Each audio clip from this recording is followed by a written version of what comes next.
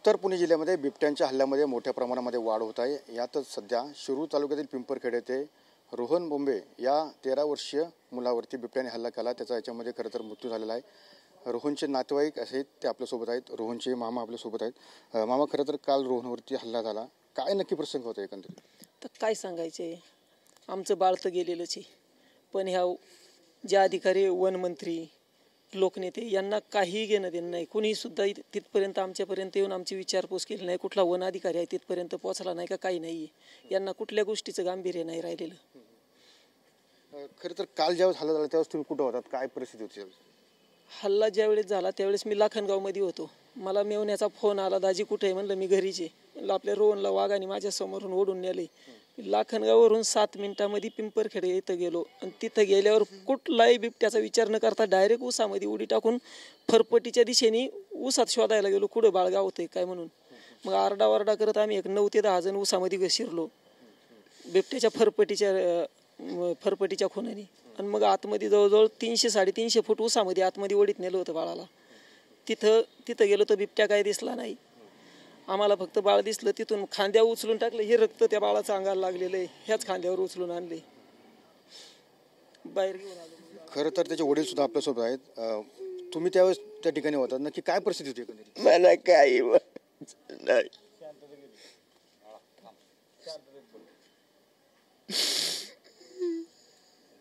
रोहनचा तर खरं तर आता बिबट्याच्या हल्ल्यामध्ये मृत्यू झालेला आहे, काय परिस्थिती तुम्ही त्यावेळेस त्या ठिकाणी होतात? माझ्या सामने बाळाला सडीत वाघाने घेऊन गेले। 2दा सडलं, पोराला रक्ताच्या वांट्या झाल्या माझ्या सामने। 2दा माझ्या गुराकलं मोठमोठ्याने।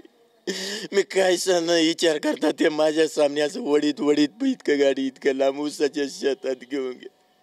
मी पुढे जाताना ते गणेश बोंबे आमचे शेजारी माझ्या संग आले, तर त्यांच्यावर सुद्धा 2दा गुराकलं। पिक्या नानानी त्यांनी आम्हाला मागे वळलं।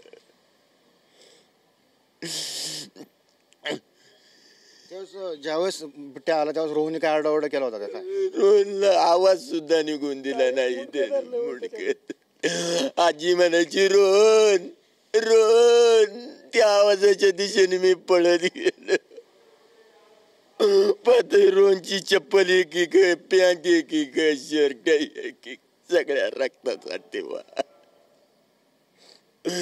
आजी मोठ्याने आडती, रोहन रोहन रोहन। माझं बाळ आहे तसं माझ्या हातात चालतं खेळतं, मी चालतं खेळतं घेऊन जातो, मला काही नको। नाही तर मला वाघाच्या तोंडात द्या, बाकी काही नको मला।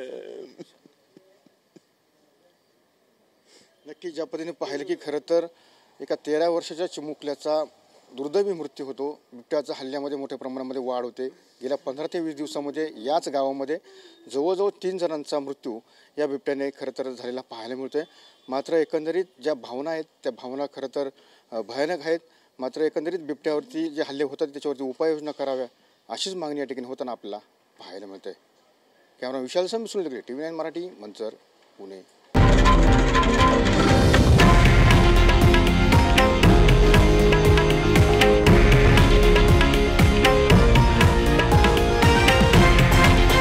हे आहे देशातील नंबर 1 न्यूज नेटवर्क आणि आपण पाहत आहात TV9 मराठी, एकमेव।